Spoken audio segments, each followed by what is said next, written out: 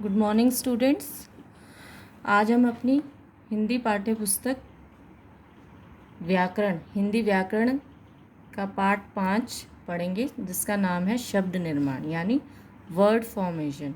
शब्द कैसे बनाए जाते हैं, नए नए शब्द। इसमें हम सीखेंगे कि हम किस तरह से नए नए शब्द बहुत से बना सकते हैं। तो शब्दों को बनाने की, उनके निर्माण की, उनकी रचना की दो तरीके हैं। एक तो उपसर्ग लगाकर और दूसरा प्रत्यय लगाकर। तो सबसे पहले हम पढ़ेंगे कि उपसर्ग क्या होते हैं।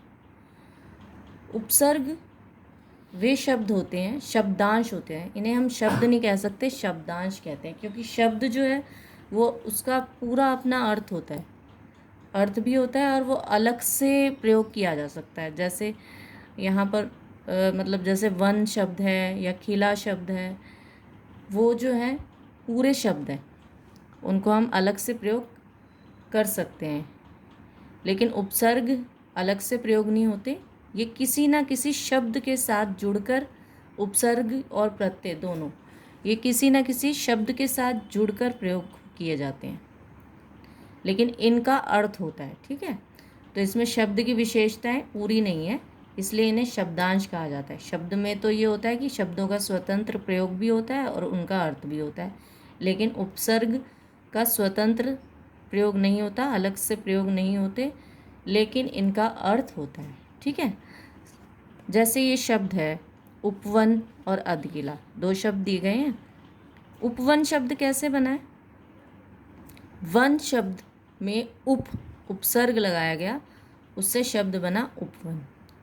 ऐसे ही अधकिला, अधकिला में खिला शब्द में अध उपसर्ग लगाया तो बना अधकिला। ठीक है ना। तो यहाँ पर आपने देखा कि यहाँ हमने जो उपसर्ग लगाया है वो शब्द से पहले लगाया। वन शब्द था, उससे पहले हमने उपसर्ग लगाया। ठीक है, और ऐसे ही खिला में भी, अधखिला में भी खिला शब्द था और हमने सबसे पहले उसके अध उपसर्ग लगाया। तो इस तरह हमारे पास दो नए शब्द आ गए। हमारे पास शब्द थे ना, वन और खिला एक एक शब्द थे, और अब हमारे पास उपवन और अधकिला एक एक शब्द और हो गया। तो इस तरह से हम उपसर्ग लगाकर नए शब्द बनाते हैं। तो उपसर्ग क्या विशेषता है? सबसे पहले वो शब्दांश है, शब्द नहीं है, शब्द के अंश है, शब्द का हिस्सा है। और दूसरा कि वो शब्द के प्रारंभ में जुड़ते हैं, यानी शब्द से पहले जुड़ते हैं, शब्द से पहले जोड़े जाते हैं, बाद में नहीं। और उसके अर्थ में विशेषता लाते हैं। जब वो किसी शब्द में जुड़ते हैं उपसर्ग, तो उसका जो अर्थ है वो विशेष हो जाता है, यानी उसमें परिवर्तन आ जाता है और उसका अर्थ बदल जाता है, चेंज हो जाता है। ठीक है ना। जैसे वन जो है, वन का मतलब होता है जंगल, और उपवन का मतलब होता है बगीचा।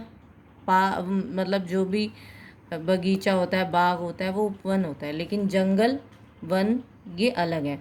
तो इनका अर्थ बदल गया ना। खिला का मतलब होता है कि फूल खिला हुआ है, लेकिन अगर हम उसमें अध उपसर्ग लगा देते हैं, अध खिला, तो इसका मतलब है कि फूल जो है वो आधा खिला है। ठीक है ना। तो इस तरह से हमने उपसर्ग के बारे में पढ़ा कि उपसर्ग वे शब्दांश हैं जो शब्द के पहले जुड़कर उसके अर्थ में विशेषता ला देते हैं और अर्थ बदल देते हैं। ठीक है ना। विशेषता लाने का मतलब ही ये है कि अर्थ जो है वो बदल जाता है। अब हिंदी भाषा में 4 प्रकार के उपसर्ग प्रयोग किए जाते हैं। कितने प्रकार के? 4 प्रकार की। संस्कृत के उपसर्ग, हिंदी के उपसर्ग, उर्दू के उपसर्ग और संस्कृत के अव्यय। बेटा मैंने आपको इससे पहले जो चैप्टर पढ़ाया था जूम क्लास में, उसमें मैंने आपको शब्दों के बारे में बताया था ना। जो तत्सम शब्द होते हैं वो संस्कृत से आते हैं, जो तद्भव होते हैं वो हिंदी से, संस्कृत का ही हिंदी रूप होते हैं। तो उसी तरह से जो संस्कृत के उपसर्ग सबसे पहले हम जो पढ़ेंगे वो कौन से होते हैं? जो संस्कृत से हिंदी भाषा में आए जो उपसर्ग संस्कृत से हिंदी भाषा में आते हैं उन्हें संस्कृत के उपसर्ग कहा जाता है। जैसे अ, इसका अर्थ होता है अभाव या निषेध, है ना। जैसे अकाल, अधर्म, अज्ञान। आ, इसका मतलब होता है तक, सहित। जैसे आजीवन, आमरण, आजन्म। ठीक है। आजीवन यानी जीवन भर, आमरण यानी मरने तक, आजन्म यानी जन्म भर।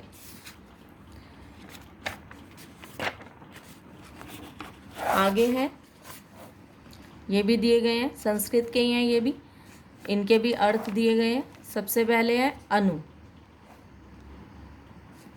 अनु शब्द का अर्थ होता है पीछे। अनुरूप, अनुचर, अनुवाद। रूप में, चर में और वाद में अनुपसर्ग जोड़ा तो ये नए शब्द बन गए। वी है विशेष, अभाव, जिसका अर्थ होता है, यहाँ पर अर्थ दिए गए हैं उपसर्गों के। इन उपसर्गों के ये अर्थ हैं और उनसे जो शब्द बने हैं वो यहाँ पर दिए गए हैं। तो आप इन सभी को पढ़ेंगे और इनका अर्थ जो है वो याद रखेंगे, जिससे आपको शब्दों का भी अर्थ जान पाएंगे आप। ठीक है ना। तो संस्कृत के उपसर्ग समझ में आए, जो संस्कृत भाषा से हिंदी में आए हैं वो होते हैं संस्कृत के उपसर्ग। अब हम आते हैं हिंदी के उपसर्ग में। हिंदी के उपसर्ग कौन से होते हैं? जो संस्कृत के हिंदी रूप हैं, संस्कृत के हिंदी रूप से जो आए हैं उन्हें कहते हैं हम हिंदी के उपसर्ग। जैसे अध, इसका अर्थ होता है आधा। आपने अभी एक शब्द पढ़ा था अध किला, और भी शब्द बनते हैं इससे, अध पका, अध मरा, अध कचरा। ठीक है। कु, कु का अर्थ होता है बुरा। तो कु से कौन कौन से शब्द बने? कुपात्र, कुमार्ग, कुचाल। एक होता है सु, सु का अर्थ होता है अच्छा या सुंदर। तो इससे क्या नए शब्द बने? सुपुत्र, सुशील, सुमार्ग। तो इस तरह से हिंदी के उपसर्ग हो गए। उसके बाद हम आते हैं उर्दू के उपसर्ग। उर्दू के उपसर्ग कौन से होते हैं? जो उर्दू भाषा के शब्द हिंदी में आते हैं। जैसे बे, बे का मतलब होता है बिना, बेरहम, बेखबर, बेदाम। ठीक है ना। बेरहम हो गया जिसके, जो रहम के बिना है, यानी जिसमें रहम नहीं है। ब यानी सहित, बनाम, बदौलत। तो ये हो गए उर्दू के उपसर्ग। उसके बाद हम ये सभी शब्द आप खुद भी पढ़ेंगे। ठीक है। संस्कृत के अव्यय 4 प्रकार बताए थे ना। संस्कृत के उपसर्ग, हिंदी के उपसर्ग, उर्दू के उपसर्ग। अब आएगा संस्कृत के अव्यय। मतलब जो संस्कृत में अव्यय शब्द होते हैं वो हिंदी में उपसर्ग के रूप में प्रयोग किए जाते हैं। ठीक है ना।